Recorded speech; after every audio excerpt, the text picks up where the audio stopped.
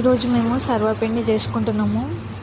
దానికోసం బియ్యపిండి, అందులో కొంచెం కారప్పొడి, నువ్వులు, ఇంకా కొత్తిమీరలు, ఎల్లిపాయ, ఇంకా జీలకర్ర దంచుకొని వేసుకున్నాము. ఇంకా ఉల్లిగడ్డ, కొన్ని వేడి వాటర్ పోసుకొని మొత్తం కలుపుకుంటున్నాము.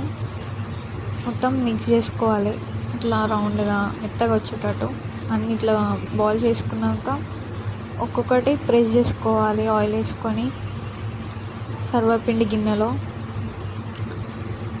మేమంటే ఆకులు ఇట్లా ఏం తినము కాబట్టి అవన్నీ వేయలేము, మీరు తింటే వేసుకోవచ్చు. మొత్తం ప్రెస్ చేసుకున్నాక అంత అయిపోయాక దానికి ఇట్లా హోల్స్ పెట్టాలి, ఎందుకంటే మొత్తం మంచిగా కాలుతుంది కాబట్టి. హోల్స్ పెట్టుకొని స్టవ్ మీద పెట్టుకుంటే అయిపోతుంది. మంచిగా సర్వపిండి